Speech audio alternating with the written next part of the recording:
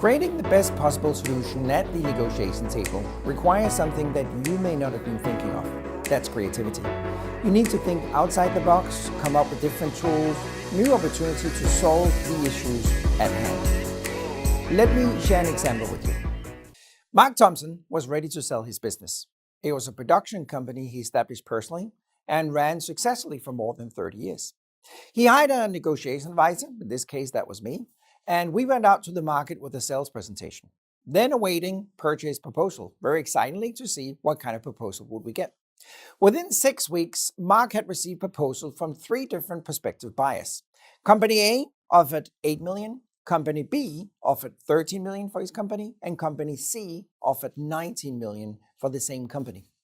Mark came to me and said, well, the decision doesn't look that difficult, does it? We have to go with proposal C. Obviously, proposal C at 19 million is the most competitive proposal. So let's call Company C and negotiate to see if we can get something even better. Well, hang on a second, I said. What do we know about these proposals? What do we know about the different companies' interests, their values, their purpose, their target, threshold of pain, and so on? We need to have a more thorough understanding of what it is the counterpart, the potential buyer, actually want out of your company. At first, Mark didn't really see the point of worrying about such things. He said, after all, Company C's proposal is superior to all the other ones. So why not just go with Company C and not waste the time? But I managed to convince Mark that we should invest the time in talking with all 3 prospective buyers to get a better understanding of their motivation and their offers. 1 week later, we had met with each company and learned the following. Company A was interested in Mark's customer base. Company B was in real estate and was interested in the buildings and the property to develop a neighborhood. And Company C was interested in something completely different. Their interest was only in Mark's company's intellectual property and patents. Mark ended up making these 3 deals. Company A bought the customer base, Company B bought the buildings and the lot, and Company C bought his intellectual property and patents. In the end, Mark Thompson sold his company for a total of 31 million.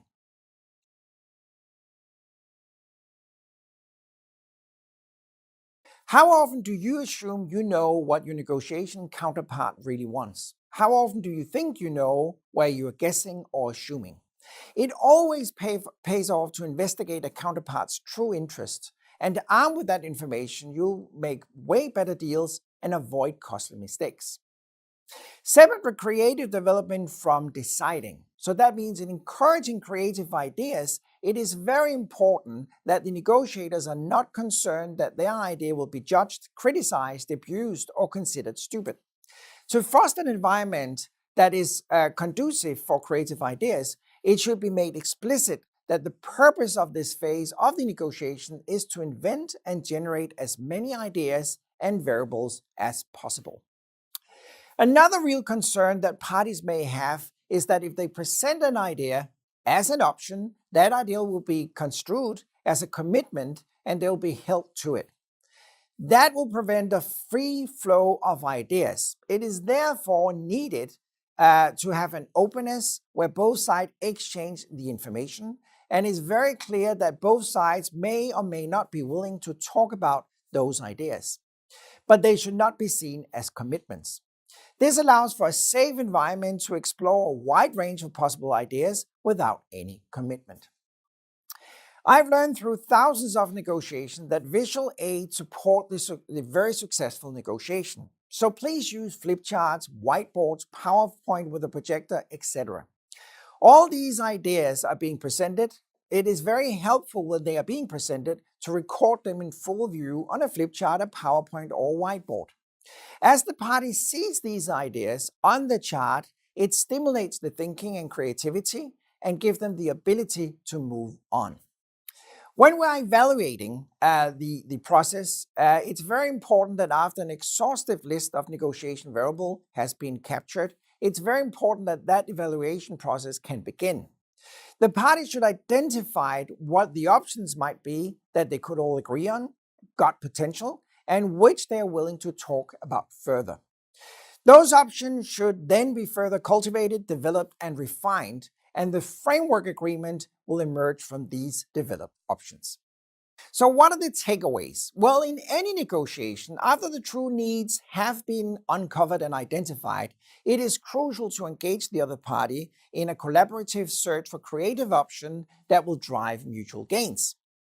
This approach in a negotiation increases the chances of reaching an optimal and mutually agreeable solutions where potential economics could be covered, and we're working in SMARTnership. And to foster an environment that is conducive for creative ideas, it should be made explicit that the purpose of the phase in this negotiation is to invent and generate as many ideas as possible without judging or criticizing, as I mentioned earlier. Emphasize that the purpose of the brainstorming session is only to see which either side may or may not be willing to talk about certain variables and whether they want to go into a commitment about those variables. And as I mentioned earlier, be visual. As the ideas are being developed, record them in full view on a flip chart, a PowerPoint, or a whiteboard.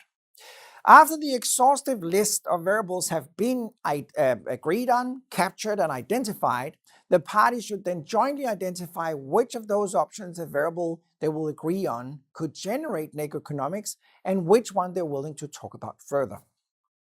Those options should then be further cultivated, developed, and refined. And please remember, creativity can only truly happen in a SMARTnership negotiation. In a zero-sum negotiation, we will never generate the necessary openness and trust level that is required.